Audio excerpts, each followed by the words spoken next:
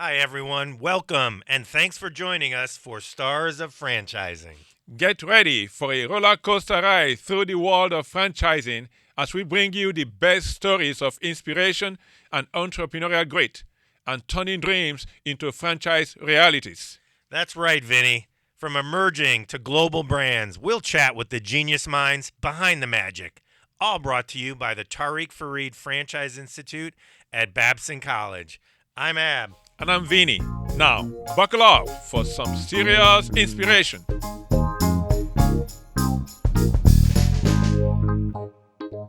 We're here to talk to some great entrepreneurs, investors, and today we have one of those investors, Dan Bonoff from Goode Partners. Welcome, Dan. Thank you, Ab. Good to be here.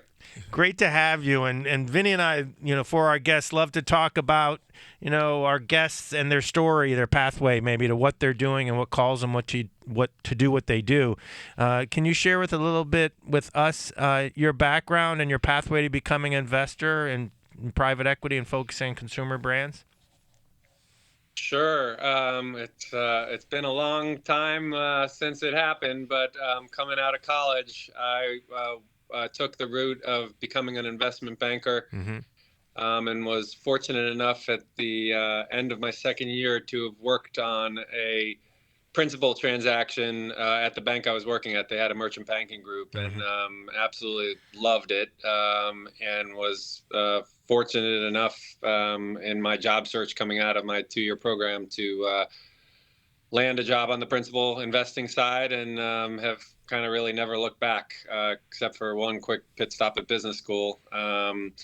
And within that, it really has been focused largely on the consumer sector. Within that, multi-unit, and Yeah. of course, restaurants and franchises fall within that. So it's been a long road. I love what I do, and I'm excited to be here. Thanks for having me, and look forward to the questions you're going to serve up. Thank you, Dan. Dan, let's kick off by looking at what you consider is the biggest misconceptions people have about franchising. Wow. The biggest misconceptions people have about franchising, I think, from the I might have a different take than some of your other guests to a question like that, but I think there is a perception out there amongst prospective franchisees that it's easy. Yeah, we hear that a lot. All you need to do is show up and open up a franchise, and the rest takes care of itself. And that could not be more wrong, and could not be more far afield from the truth. Because just because someone has created a concept and laid out, the metrics and given you guidance about how to operate a business and execute a business plan, that's conservatively, I'll say that's about 20% of the haul. The rest is actually operating it on a day-to-day, and it's a slog. Wow. That's my perspective. Okay, if I may, just before I turn it over to Ab, uh, some people out there say that, okay, you know what, if you go into franchising, you are not really an entrepreneur because you're taking a playbook, even though it's 20%, and then you just run with it, So you're not an entrepreneur. So why should we even consider you as such, Yeah. So what would you say to that? People will say franchisees and franchisors are not entrepreneurs. Listen, it's a silly take, in my opinion. You're still an entrepreneur. You're still an independent business owner. Whether someone has given you an idea, and how much of an idea they've given you, or how much work or how much of a head start they've given you, you're still operating a business by yourself as an independent operator, and you have to deal with the day-to-day slog of being an entrepreneur. I completely disagree with that take. Franchise. I think there is a perception out there that being a franchisee, and I won't take an obvious one like McDonald's, but take a restaurant concept, and hey, I should open up a franchise. It's gonna take care of my retirement. I'm just gonna sit back and collect coupons. It's just gonna spin off money. Or, hey, I'm gonna buy myself a job by opening up a franchise. it's hard work. It's hard work, and your salary or your income is dependent upon how well you operate and execute that concept. And if you don't make a profit, you're out of business, and that's the ultimate definition of being an entrepreneur. Wow. Yeah, good stuff, Dan. And let's talk a little bit about the seat you've been in over the years and looking at consumer deals and multi-unit deals, and I think to that question too, the role and the view from private equity regarding the franchise model investment, whether it be a franchise brand or now we see it multi-unit franchisees being invested in. Has that changed? Has private equities, to put it in a broad category, has the view or the interest changed over the last 15 or 20 years with I can control the brand or not? What's your take on that? Or is that, not something that's, valid? Yeah, it's a great question, and I might give an answer that might be different from a lot of other investors, because the firms that I have worked at, for better or worse, have taken the view that only interested in being a franchisor and opening company-owned stores. And to summarize the general theory behind that, it's if the unit economics are compelling enough for us to be interested in investing in this concept, well, then I've got capital. I can take care of capital. I don't need to share those unit economics with someone else, and get a 5% royalty as opposed to getting, that significant profit potential, which should be many multiples of that 5% royalty. So, that's been our perspective. I would say I certainly can appreciate the appeal of the franchisor, that has a big franchise base model and plan on doing that, because it takes out a lot of risk of the execution of opening, the capital risk of opening new units, and you're putting that down to the day-to-day operator, the entrepreneur, as from the last question. To take that risk, and you're sitting back and really taking on what could be a very predictable and growing income stream, which I know is very appealing to many private equity investors, and certainly to the lenders who've helped finance private equity transactions. Well, see, there's a reason he's one of the most brilliant investors, and I love that answer, Dan, because you're right. It's and a lot of, I think, potential franchisees and investors and brands don't understand that. And I remember as a MBA student here a long time ago at Babson, I asked Bob Rosenberg Jr., son of the founder of Dunkin', why was Dunkin' franchised and not Starbucks? And to your point, Dan, he said if the return on investment and unit economics are so robust, and you have access to capital, like you mentioned, there's really no need, to franchise. So I think that's really, really important to note, that franchise isn't right for all brands. And as an investor, if you do have those returns, it can be very compelling to not be asset light. So that's fascinating. Yeah, I will say, Ab, and thank you for the nice words. I appreciate the kind words, but I will say we have always viewed franchising as a potential complement to the core business, where opportunity arose in a geography far afield from where we currently operate, where it really wouldn't potentially compete with where we wanted to go, or where we wanted to go with our own capital. And someone wanted to, to take an extreme example, wanted to open units in Alaska. Sure, if you want to do that, and we can get a royalty, and you're going to plant a flag for the brand, it could be strategic for us, but certainly not in a contiguous geography that we potentially saw in the cards for us to open, company-owned units. So we do see the merits of a franchise model, but as a ultimate provider of capital, unit economics and the ability to invest $1 and get back 40 or 50 cents or even more as an ROI, that's what makes investing in restaurants compelling and exciting. Well, Dan, if you look back, Dan, the inroads that PE or venture capitalists have been making into franchising. It wasn't something that started maybe before, 50, 60 years ago. Maybe they look at franchising and say, what is this, right? But things have changed over time. And what changes have you seen, and what do you see happening in the future in the relationship between capital providers and the franchise industry? Boy, that's a great question. I don't have the ability to go back 50 or 60 years, but in my 30-ish years of kind of looking at the space, I'd say the biggest change that I could identify is where, as a franchisor of hey, I have a couple units and I want to be I want to get some franchisees. Mm-hmm. That could be a tough slog to find someone willing to take that on, to take on the economics. There are now, I don't want to call them incubator, but certainly there are companies who are in the business of providing the franchise or support to sell franchise agreements, which is incredible. It added a lot of fuel to the growth of franchising in the business.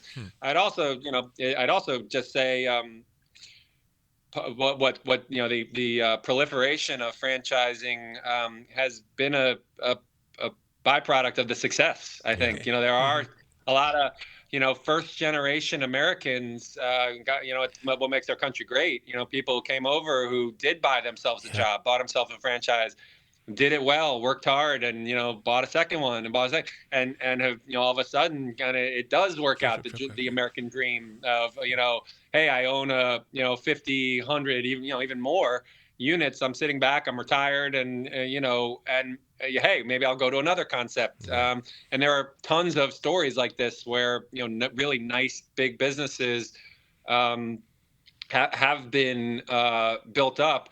And I do think the availability of credit. I do think lenders coming into the space and seeing that these are generally appealing businesses. The concept is known. A lot of times it involves hard assets. The building and sometimes land, so they're easy to lend against. And then they have a pretty predictable earnings stream. Certainly the availability of credit and capital has helped, really expand the franchise base, I would say. Interesting. And that's a great point for entrepreneurs and potential franchisees to realize out there. There's more than one way to get to, establishing a formidable company, and also thinking about what you point out, Dan, the access to capital, and some people may be more willing, banks included, to lend to an established brand, which is good for people to know. Dan, let's switch gears a little bit to scaling, right? Multi-unit expansion, which you've seen a lot of. And can you talk a little bit about, what you've seen successful CEOs and teams do that are trying to get from 5 or 8 units to 20 or 40, or what you look for? Maybe some advice for some of those entrepreneurs and teams that are looking to scale, whether it's franchising or not. But in today's dynamics, let's just take restaurants or other multi-unit concepts. What are your thoughts on that? Great question, and I hope I can provide some insight because ultimately that is the answer. Is you got to look around the corner, see what's coming next. So, particularly in multi-unit, the best way, or flipping the coin, the worst way to get in trouble is to grow faster than your infrastructure can handle. So you have to be planning out your expansion very methodically. Not necessarily a 10 or 15-year plan, but certainly a 1, 2, 3-year plan. Hey, where do I want to go? How am I going to get there? You can never plan enough. And I realize that's very, very much easier said than done when you're kind of living the realities of running a business, and, with a lot of employees, taking the time to plan is difficult, but you have to plan because you don't, that's how concepts get in trouble, and that's how multi-unit operators get in trouble, is by not having the plans in place for the growth that you want to accomplish. If you grow and then you try to put the pieces in place, that's a disaster, and we've seen that plenty of times. We've certainly, I'll confess that we've made that mistake before. Sometimes you just get caught up in the growth bug, and haven't really thought through, hey, I need, everything from staffing, training, site selection, everything needs to be well laid out, because you don't want to get caught with with your pants down. Yeah. Having grown too fast without having those pieces in place Right. and those plans in place.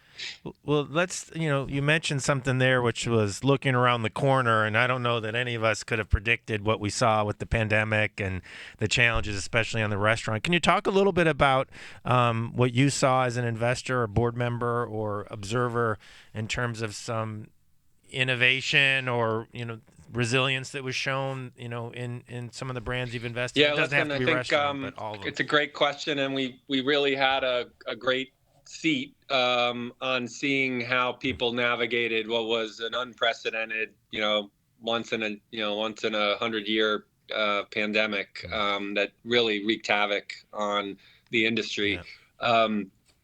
I could, some of the more creative things we saw were some of our restaurant companies, one of our restaurant companies in particular, basically effectively turned into a grocery store. They had supply chain, they had access to, the raw materials, products, that they, as a normally functioning restaurant, were turning into prepared meals.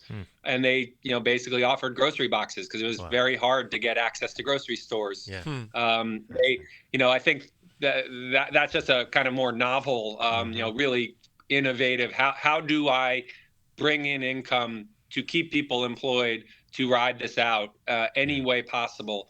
The most obvious kind of big transformation that the industry went through was figuring out how to do off-premise sales. If you were a restaurant company used to dine in, more traditional, and maybe occasionally had a few takeout things, all of a sudden you completely had to shift the exact opposite. And that's not easy. Handling takeout and off-premise sales is a huge operational stress, takes a lot of training for execution. And, a lot of companies failed miserably. The product, didn't travel well. And, I'm sure, we'll have studies looking back at it where people lost customers as a result of it. But the good ones, the lucky ones already were prepared for it with a big off-premise business.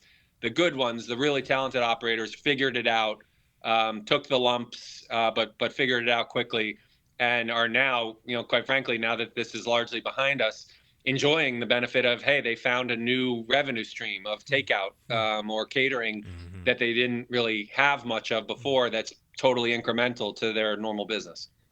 Well, Dan, if if we could maybe just piggyback on that by asking you what you think are the top 2 or 3 things the good franchisees or franchisors do well. Oh, wow. Well, I'm fond of saying, in restaurants in particular, and I guess the same holds for a lot of retail or even multi-unit. You're in the people business. You just happen to be serving food, or you happen to be selling carburetors or whatever, but you're in the people business. And the best operators is just training, picking the right people, or training them up, coaching them up, so it comes across and people want to be there. People want to be in your store. They want to be in your restaurant. You might not necessarily have the best burger, but you have the best servers. You have the best people. The experience is fun because people ultimately have a lot of options to get a hamburger, right? So you got to make sure that they want to be and they feel comfortable in your store. So I'd say that's number one. That's probably number 1 through 10. If I had to think number 11, the really good ones, I think, this might not be a popular answer, but the really good ones really study what the competition is doing. And in restaurants in particular, there are no patents in restaurants. So you're looking what's out there and you're saying, hey, does this work? Does this innovation, does what they're doing work in my business model? You should constantly be a student of what's around you, because imitation is the sincerest form of flattery. The cliche. It's and in restaurants, when someone has a good idea, don't be shy about knocking it off, doing it yourself, or doing it better, or doing a riff on it. Taking it and doing something your own vision for it. I'd say those are the best. Wow. Yeah, Dan, on a little bit follow up on that with respect to understanding your competition and what your consumers want. Can you talk a little bit of what you're seeing innovative and forward-thinking brands doing in terms of how they're perceived by the consumers and their employees with respect to whether it's focused on their community or natural foods or just things that have strike you about differentiating when you're looking at consumer brands or companies that maybe 10, 15 years ago weren't top of mind for companies. I don't know if that makes sense. Great question. And I think what I'll start with is by saying the mechanism for delivering whatever that is has gotten so powerful in terms of your ability through marketing to reach your customer and deliver. You gotta keep them. You can't be stale. You can't be complacent in today's world because there is so much innovation and there is so much choice out there. So I would say the ability to communicate, to gather, contact information is important to then deliver constant messaging about what you're doing that's different, what's going to pull people into your stores. I'd say, wellness is pretty top of mind right now. Better for you, different ways. If you're a concept that isn't intentionally unhealthy, which there are some that are great, in which case you're saying, hey, 6 days a week you can eat well, 1 day a week you can indulge, and that's a great business too. But I'd say most companies are focused on the wellness. How are we helping to make you healthier, by coming here? Because I think a lot of perception of eating out is it's an indulgence and you're eating unhealthy, and it doesn't have to be, So I think that's important. I'm trying to think. The other innovation I think is probably how to, it's from a business standpoint, it's how to drive up a higher check, how to get the consumer to pay for more, and a lot of that comes from bundling packages. How do you group foods together, make it user friendly for the customer to order, while selfishly as a business owner, driving up the average check. I think that sort of stuff. I don't know. Wow. Hey, Dan, let's take you back to your history. You left school, went into investment banking, and then now from there you started supporting the franchise industry in your own way. What would you consider your biggest, would I say, failure or mistake? And what did you learn from it? And why should people care? I've had many failures in my life. I assume we're talking about just related to business and this sector. But I'm now older and wiser, I suppose. I think I hope what I've increasingly become fond of saying is what I would say to my one of the things I've learned along the way is let the operators, let the business operators do what they're doing. Let them know when to stay out of the way, I think is ultimately what it is. And that's something that takes learning, because if I go back and think of my 25-year-old self, that was definitely not me. I was very caught up in knowing all the details and asking a lot of questions, and I'm sure incredibly annoying to the CEOs and operators that I was dealing with. But it was how I felt I needed to perform my role.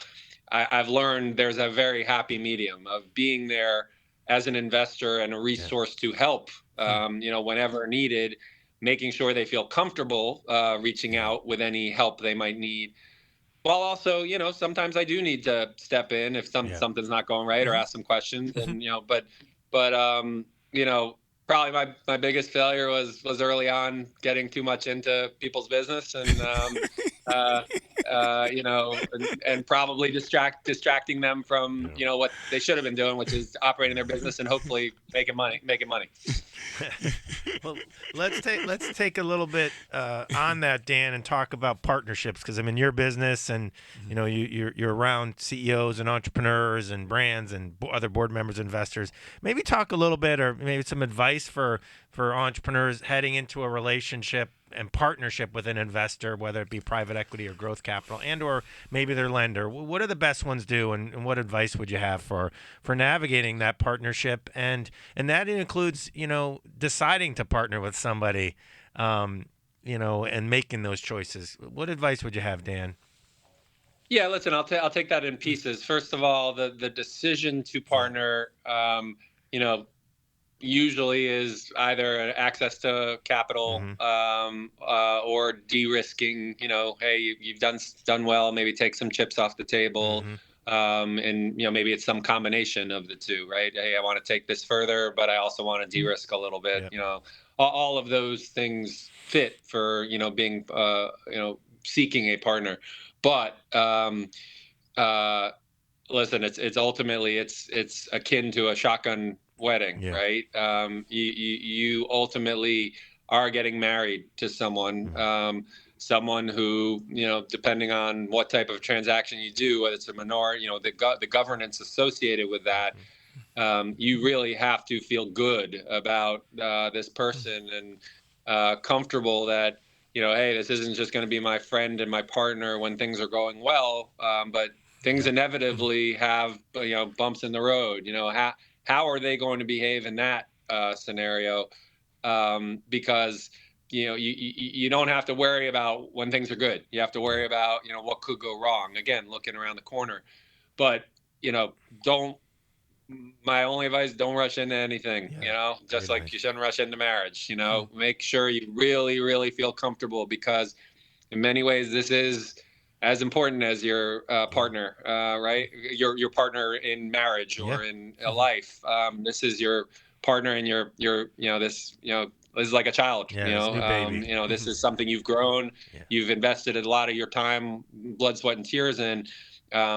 You don't want to make a rash decision about who you're going to be inviting into your chapel. Wow. Dan, if you don't mind, let's take some time to discuss some of the social aspect of the world of franchising. Okay, and then a lot of talk has been a lot of discussion about how to promote more. Having the franchisees or franchisors really being involved in their local communities, providing opportunities or diversifying the opportunities. So from your own perspective, how do you see the world of capital providers facilitating that trend? Yeah, listen, it's a great question. First of all, I know a lot of franchisors are music to their ears. The owners of businesses, is to have someone local be the market representative, right? Because they have built-in networks and built-in customer relationships that just help launch the business, as opposed to someone who's flying in and flying out and whatnot. There's no substitute for that authenticity and for that local feeling. But most importantly, it's a hard job to recruit people. It really is. Today's a very tough environment to recruit, and being able to be a familiar face, be a local person, reach into the communities, and particularly to reach into underserved communities, to make your local business represent the local, look like the complexion of, and not just skin color, but it's, you're a local person. You're, you know the hood, the neighborhood. I think is very important, but also it's just, hourly labor, and particularly restaurant, is something where you can take someone who's untrained and just see potential in them. Yeah. And maybe take them out of a risky, by offering them not just income but a career track that goes beyond just being a fry, on the fry machine, and learning responsibility. And there is something, to be said for, the franchise world fostering that. And listen, to expand, you want to follow that playbook, and it is a playbook that's been proven out, not just in underserved communities, but it's everywhere, because these businesses really are a microcosm of our country. Lots of different, all races, creeds, types, whatever, working together in a business environment.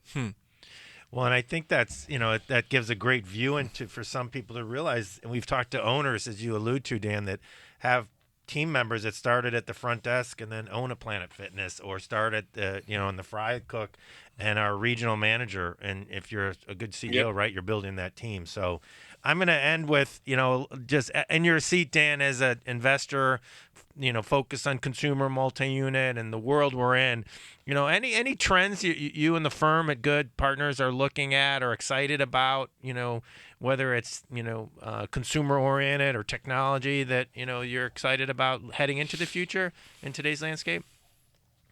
Yeah, listen, not so much on the technology side. That's always been a scary place for me and for us. We leave that to much smarter people. On the consumer side, we continue to, it's just restaurants in particular, just such a fun space. Yeah.